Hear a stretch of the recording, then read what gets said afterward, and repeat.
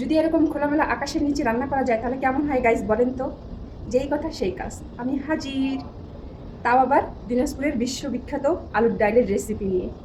এই যে আজকে হবে আলুর ডাইল, দেখছেন? এর জন্য সব মশলা টশলা নিয়ে একেবারে পুরো কিচেন সেট নিয়ে আমি হাজির খোলা আকাশের নিচে। পেঁয়াজ, মরিচ, এখানে আদা বাটা, জিরা বাটা, যত ধরনের গুঁড়া মশলা আছে সব নিয়ে নিয়েছি। এখন আলুর ডাইলটা করার জন্য সর্বপ্রথম ডিম ভেজে নেব। এই আলুর ডাল অনেকভাবেই করা যায়, কেউ ডিম দিয়ে করে, কেউ মাছ দিয়ে করে, যার যেভাবে পছন্দ। এই তো ডিম ভাজার জন্য তাওয়া বসিয়ে দিলাম। এখন এই যে ডিমের জন্য পেঁয়াজ মরিচ কেটে নিছি, এখন ডিমগুলো ভেঙে নিব। ডিমটাকে ভালো করে মাখিয়ে নিচ্ছি। চুলাতে ফ্রাই প্যান দিয়ে দিয়েছি, ফ্রাই প্যানে তেল দিয়ে দিয়েছি। তেলটা গরম হতে থাক, ততক্ষণ আমি এই যে ডিমটা মাখাতে থাকি। তেলটা গরম হয়ে গিয়েছে, এখন আমি এই যে ডিমটা দিয়ে দিলাম।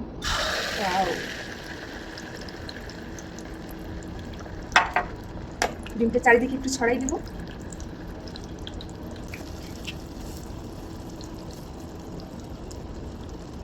ডিম ভাজা তো কমপ্লিট। এখন ডাল রান্না করার জন্য কড়াইতে তেল দিয়ে দিয়েছি, এখন পেঁয়াজ দিয়ে দিলাম।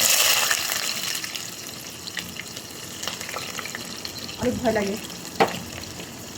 এখন পেঁয়াজটা ব্রাউন কালার করে নেব। পেঁয়াজটা বাদামি কালার হয়ে গিয়েছে, এখন আমি দিয়ে দিচ্ছি 2টা তেজপাতা, আর দিয়ে দিব আদা রসুনের পেস্ট এবং জিরা বাটা দিয়ে একটু নাড়াচাড়া করে নেব। একটু নাড়াচাড়া করে নিলাম। এখন সামান্য পানি দিয়ে দিই, সামান্য পানি দিয়ে দিলাম।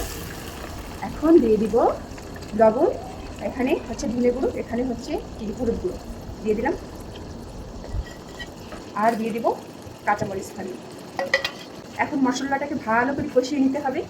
মশলাটা কষানো হয়ে গেলেই আলুটা ঢেলে দিতে হবে, আলুটা ভালো করে কষিয়ে নিতে হবে। হয়ে গেল, খুব সিম্পল রান্না।